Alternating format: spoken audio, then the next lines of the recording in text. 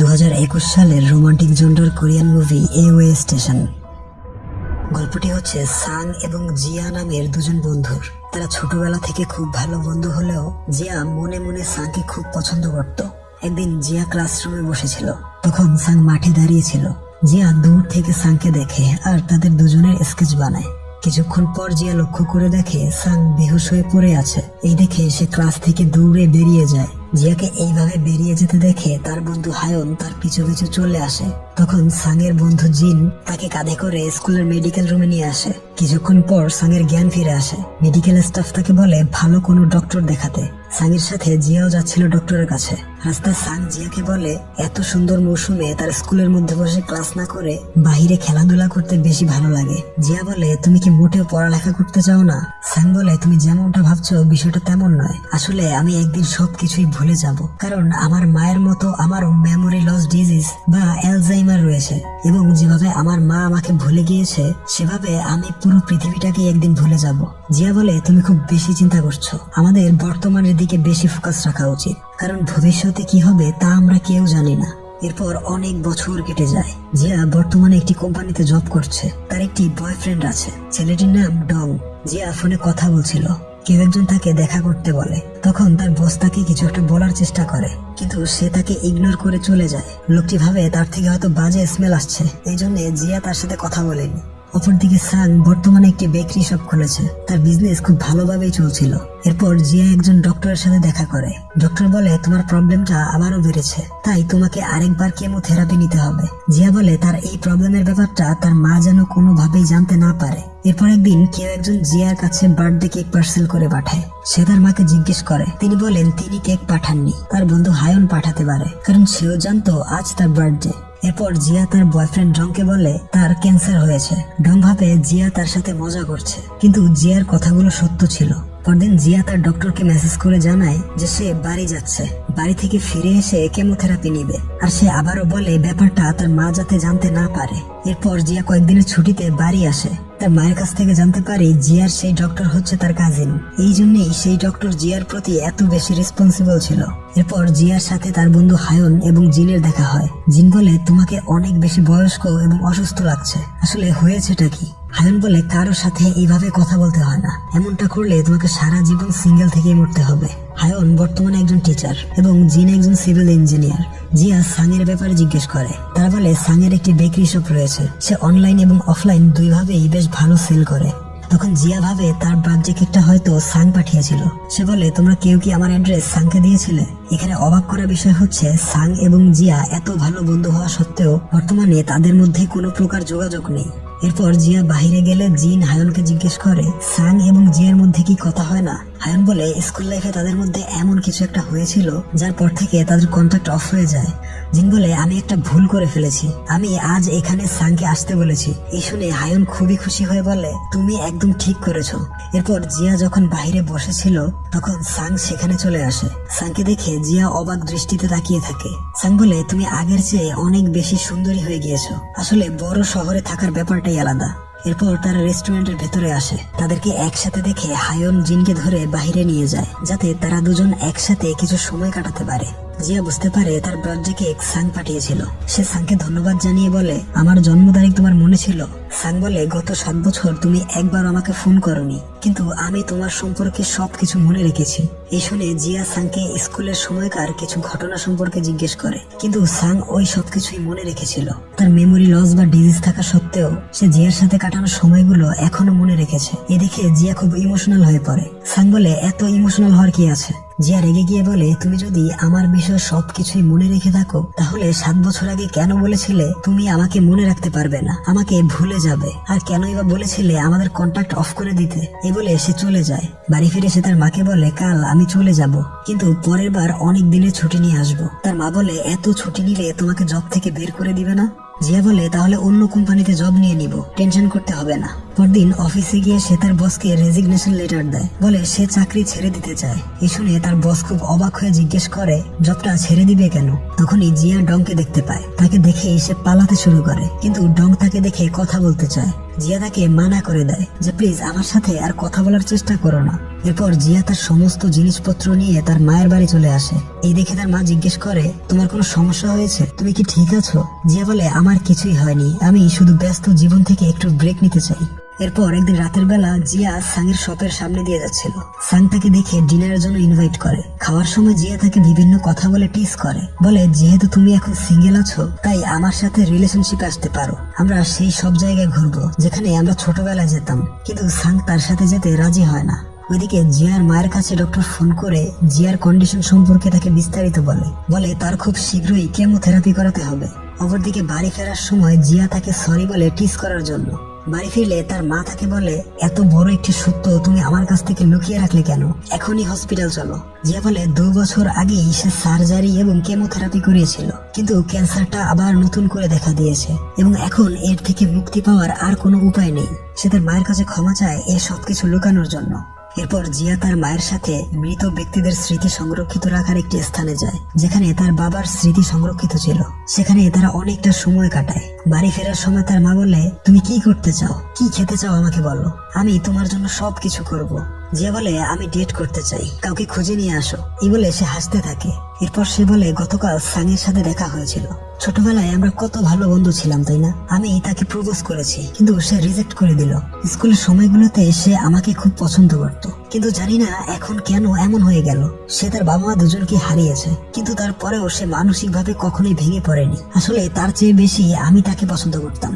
এরপর জিয়ার মা সাংয়ের সাথে দেখা করে। তিনি জিয়ার কন্ডিশন সম্পর্কে সাংকে বলতে চাইছিল, কিন্তু তিনি কি বলবে তা বুঝে উঠতে পারছিল না। তিনি বলেন, আমি জানি তোমরা দুজন একে অপরকে পছন্দ করো, তোমরা রিলেশনে যাচ্ছ না কেন। এই বলে তিনি চলে আসে। দেখা যায় জিয়া আগের চেয়ে আরো বেশি অসুস্থ হয়ে পড়েছে।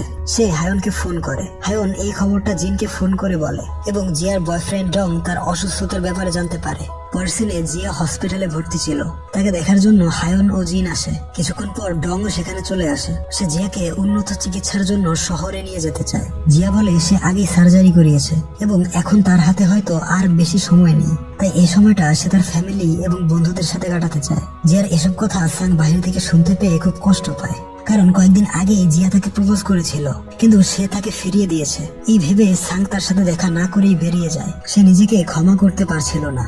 অপরদিকে জিয়ার মা ডক্টরের সাথে কথা বলছিল, জিয়াকে আরেকবার কেমোথেরাপি করানো উচিত। তখন জিয়া এসে বলে, আমার জায়গায় তুমি হলে কি করতে? নিশ্চয়ই ফ্যামিলি এবং বন্ধুদের সাথে সময় কাটাতে, তাই না? দয়া করে আমাকে তাই করতে দাও। এই বলে সে তার মাকে নিয়ে বাড়ি চলে আসে। পরের সিনে জিয়া এবং সাং একটি লেকের পাড়ে দাঁড়িয়ে কথা বলছিল। তখন সাং তাকে প্রপোজ করে। এই কথা জিন শুনতে পেয়ে সবাইকে বলে দেয়। সেখানে তারা সকল বন্ধুরা মিলে আড্ডা দিচ্ছিল। এরপর সিনে সাং জিয়াকে তার শপে নিয়ে আসে।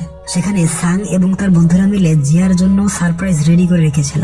শপে ঢুকেই সাং জিয়াকে বিয়ের জন্য প্রপোজ করে। জিয়া বলে, তুমি কি পাগল? গতকাল আমাকে গার্লফ্রেন্ড বানালে আর আজকেই বিয়ের জন্য প্রপোজ করে দিলে। সাং বলে, আমরা গত 20 বছর ধরে একে অপরকে পছন্দ করি, তাই আমরা চাইলে যে কোনো সময় বিয়ে করতে পারি। গত 7 বছর আমি শুধু তোমার কথাই ভেবেছি। জিয়া বলে, কিন্তু আমি তোমার কথা ভাবিনি। স্কুলের সময়ে আমরা অনেক ছোট ছিলাম, তাই ওই পাগলামোগুলো এখন আর করো না। কিন্তু সাং তার সিদ্ধান্ত নড়চড় করে না। সে বলে, তুমি কিসের জন্য এত ভয় পাচ্ছ? আমি তোমাকে ভুলে যাবো এই জন্যে, নাকি তোমার কাছে আর বেশি সময় নেই এই জন্যে? এই শুনে জিয়া রেগে গিয়ে সেখান থেকে চলে আসে। বাড়ি এসে তার মায়ের উপর খুব রেগে যায়। বলে, তুমি সাংকে আমার ক্যান্সারের ব্যাপারে কেন বললে? তুমি কি চাও আমার মৃত্যুর আগ পর্যন্ত সাং আমার সাথেই থাকুক? আমার মৃত্যুর পর তার কি হবে তা ভেবে দেখেছো? সে ছোটবেলায় তার পরিবারকে হারিয়েছে। আমাকে হারানোর ব্যথাটা আমি তাকে আর দিতে চাই না। তাদের কথাগুলো বাহির থেকে হায়ন শুনতে পায়। তার ধারণা ছিল না জিয়া এতটা খারাপ সময়ের মধ্য দিয়ে যাচ্ছে। পরদিন সাং জিয়াকে বলে, তোমার মতো আমি একটি কথা সবার থেকে লুকিয়ে রেখেছি, সেই কথাটা আজ আমি তোমাকে বলতে চাই। এই বলে সে জিয়াকে তার ঘরে নিয়ে আসে। ঘরের ভেতরে সব জায়গায় নোটস লাগানো ছিল। সে তার ডায়েরিটা দেখিয়ে বলে, এটা আমার প্রতিদিন পড়তে হয় যাতে তোমাদেরকে ভুলে না যাই। সাং আরো বলে, তার মায়ের মতো তার মেমোরি লস ডিজিজটা দিন দিন বেড়েই যাচ্ছে এবং এক সময় এমন হবে যে সে আর কাউকেই মনে রাখতে পারবে না, কিন্তু সে প্রচুর চেষ্টা করে যাতে সবাইকে ভুলে না যায়। সে আরো বলে, তোমার মতো আমার কাছেও আর বেশি সময় বাকি নেই, খুব শীঘ্রই হয়তো আমি সবাইকে ভুলে যাব। তাই এত বছর পর আমি তোমার বার্থডে কেক পাঠিয়েছি, কারণ আমি জানি হয়তো পরের বছর আমি আর তোমাকে মনে রাখতে পারবো না। তখন জিয়ার মনে পড়ে সাং একদিন বলেছিল যে তার মা শেষ পর্যায়ে এসে তাকেই ভুলে গিয়েছে। এইসব ভেবে জিয়া মন খারাপ করে চলে যেতে নেয়। সাং তাকে পেছন থেকে ডেকে বলে, আমরা কেন এক হতে পারবো না? তুমি আমাকে বারবার রিজেক্ট করে দিবে আর আমি বারবার তোমাকে প্রপোজ করে যাব, কারণ তোমার রিজেকশন গুলো আমি মনে রাখবো না। তখন জিয়া বলে, আসলে আমি তোমাকে আর কষ্ট দিতে চাই না। সাং বলে, তাতে কি, একসময় আমি ভুলে যাব কষ্ট কি জিনিস, তাই তুমি এসব নিয়ে আর চিন্তা করো না। কিন্তু সে তাকে মানা করে চলে যায়। বাসায় তার মা তাকে বোঝাচ্ছিল, বলে তুমি তাকে অ্যাকসেপ্ট করছো না কেন? জিয়া বলে, বাবার মৃত্যুর পরে তোমার সাথে আমি ছিলাম, কিন্তু আমার মৃত্যুর পরে সাংয়ের সাথে কে থাকবে? সে তো একা হয়ে যাবে, সে কি এই কষ্ট সহ্য করতে পারবে? তার মা বলে, তুমি অসুস্থ হওয়ার আগেও তাকে পছন্দ করতে, আর সে আগে থেকেই একা থাকায় অভ্যস্ত, হোক সেটা অল্প কিছু দিনের জন্য, কিন্তু তারপরেও তোমাদের এক হওয়া উচিত, তাহলে তোমাদের আর কোনো অপূর্ণতা থাকবে না। তার মায়ের কথা শুনে সে কান্নায় ভেঙে পড়ে। সে কি করবে কিছুই বুঝতে পারছিল না, কারণ 7 বছর আগে সাংও তাকে রিজেক্ট করে দিয়েছিল। সে চায়নি জিয়াকে যখন ভুলে যাবে তখন সে অনেক কষ্ট পাবে এবং একদম একা হয়ে যাবে। তাই এখন জিয়াও ঠিক সেটাই চাইছিল, যাতে সাং তাকে পেয়ে হারিয়ে ফেলে একা না হয়ে যায়। পরদিন তারা দুজন আবার দেখা করে। সাং বলে, আমার জায়গায় হলে তুমি কাকে মনে রাখতে চাইবে? নিশ্চয়ই তাকে যে তোমাকে সবচেয়ে বেশি ভালোবাসে। আমিও সেটাই চাই, আমি তোমাকে মনে রাখতে চাই। কিন্তু এরপরেও জিয়া তাকে মানা করে দেয়। সাং খুব কষ্ট পায়, বলে, আমি প্রতিনিয়ত আমার স্মৃতি হারিয়ে ফেলছি, আর তুমি হারিয়ে ফেলছো তোমার লাইফ। কিন্তু তাতে কি, লোকজন অনেক বছর একসাথে থেকেও খুশি থাকতে পারে না, তাই স্মরণীয় হয়ে থাকার মতো কোনো স্মৃতি তারা খুঁজে পায় না। কিন্তু এখন আমাদের কাছে সুযোগ আছে, আমি অনেক বছর চাই না, তোমার সাথে অল্প কিছুদিন হলেও আমি খুশি, কারণ সময় তার নিজের গতিতে বয়ে যায়, শুধু রয়ে যায় স্মরণীয় হয়ে থাকার মতো কিছু সুন্দর মুহূর্ত। সাংয়ের সমস্ত কথা শুনে জিয়া অবশেষে তাকে গ্রহণ করে নেয়। তারা দুজন বিয়ে করে একসাথে থাকা শুরু করে। তারা তাদের প্রত্যেকটা মুহূর্ত এমন ভাবে উপভোগ করে যাতে সেটা তাদের কাছে স্মরণীয় হয়ে থাকে। দেখা যায় সাং রাতের বেলা বসে কিছু জিনিস মুখস্থ করছে, যেমন জিয়ার বার্থডে, বাসার অ্যাড্রেস, এছাড়াও আরো ছোটখাটো অনেক কিছু। অর্থাৎ সাং প্রতিদিন মুখস্থ করত যাতে সে কিছুই ভুলে না যায়। জিয়া তাকে একটি লকেট দেখায়, বলে স্কুলের সময় সে জিয়াকে এটা উপহার দিয়েছিল। এটার ব্যাপারে সাং একদমই ভুলে গিয়েছে, কিন্তু জিয়া বলার পরে তার আবারও সেই স্মৃতি মনে পড়ে। কিন্তু তার পরদিনই সে আবারও ওই লকেটটা চিনতে পারে না। বোঝা যায় সাংয়ের কন্ডিশন দিন দিন খারাপের দিকে যাচ্ছে। বর্তমানে সাং শুধু সেগুলোই মনে রাখতে পারে যেগুলো সে লিখে রাখে। এরপর পরিষ্কার করার সময় সে জিয়ার ওষুধগুলো আলমারিতে তুলে রাখে। রাতের বেলা জিয়ার প্রচন্ড শরীর খারাপ করে, তার পেইন কিলারের প্রয়োজন। সাং সব জায়গায় খুঁজে ওষুধগুলো পাচ্ছিল না। জিয়া বলে, কিচেনের আলমারিতে দেখো, কিন্তু সাং তাও ভুল জায়গায় খুঁজছিল এবং অবশেষে ওষুধগুলো সে পেয়ে যায়। এরপর তারা বাহিরে ছিল। সাং প্রচন্ড মন খারাপ করেছিল, কারণ তার জন্যই হয়তো জিয়ার আজ অনেক বড় ক্ষতি হয়ে যেত। জিয়া বলে, তুমি কোনো ভুল করোনি, এত গিল্টি ফিল করার কিছুই নেই, কারণ নিজের ওষুধ নিজেকে সামলে রাখতে হয়। তাই আজকের পর থেকে এসব ছোটখাটো বিষয় নিয়ে এতটা গিল্টি ফিল করবে না। এভাবে কয়েকদিন কেটে যায়। একদিন সকালে ঝুম বৃষ্টি হচ্ছিল। তারা দুজন সেই বৃষ্টি দেখে। জিয়া বলে, আগে আমার বৃষ্টি মোটেই ভালো লাগতো না, কিন্তু এখন ভালো লাগতে শুরু করেছে। বৃষ্টি হচ্ছে আমাদের হৃদয়ের গভীরতার মতো, আর আমাদের হৃদয়টা হচ্ছে একটা ইউনিভার্সের মতো। এই হৃদয়ে আমরা কত কিছুই একসাথে সামনে রাখি। সাং বলে, আচ্ছা আমাদের ইমোশনস এবং মেমোরিজ গুলোকে আমরা কি আলাদা করতে পারবো? কারণ মেমোরিজ গুলো তো আমি ধীরে ধীরে ভুলে যাব, তাই যদি ইমোশনস গুলো থেকে যায় তবে সেটাই হবে আমার সবচেয়ে বড় পাওয়া। সে তাকে বোঝায়, বলে ইমোশনস গুলো অবশ্যই থেকে যাবে, কারণ ইমোশনস থাকে হৃদয়ে, মস্তিষ্কে নয়। তারপর জিয়া সাংয়ের ডায়েরিটা পড়ে। সেখানে সাংয়ের পছন্দের কিছু খাবারের নাম লেখা ছিল, তার মধ্যে আইসক্রিম ছিল সবার উপরে। এ দেখে জিয়ার আইসক্রিম খেতে ইচ্ছা হয়। সাং আইসক্রিম আনতে চলে যায়, কিন্তু ফেরার সময় সে রাস্তা ভুলে যায়। সাং তার ডায়েরিটাও আনতে ভুলে গিয়েছিল। সে কি করবে বুঝতে পারছিল না।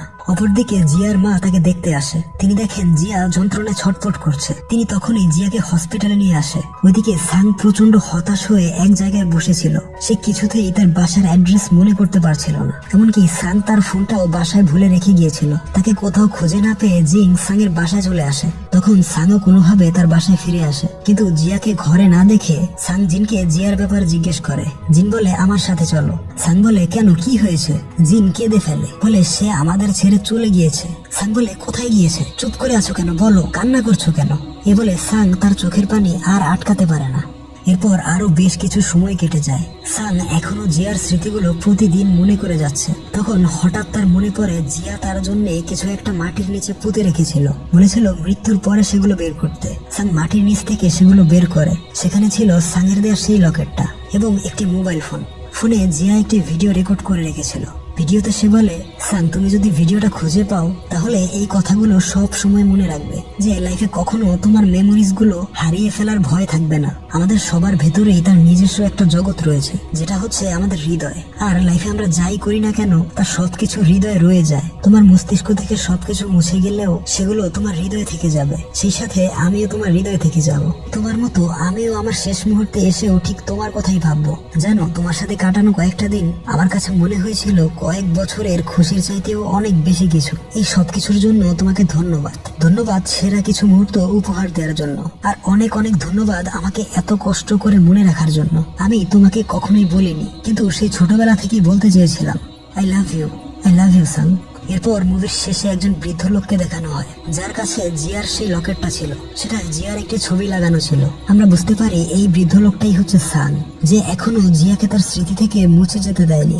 সবশেষে তাদের স্কুলের সময়ের একটি সিন দেখানো হয়। জিয়া জিজ্ঞেস করে, যখন তুমি সবকিছু ভুলে যাবে তখন তুমি শুধু কাকে মনে রাখতে চাইবে? সান বলে, তোমাকে। সে জিয়াকেও একই প্রশ্ন করে এবং জিয়া তার কথাই বলে। মুভির গল্পটা এইখানেই শেষ হয়ে যায়।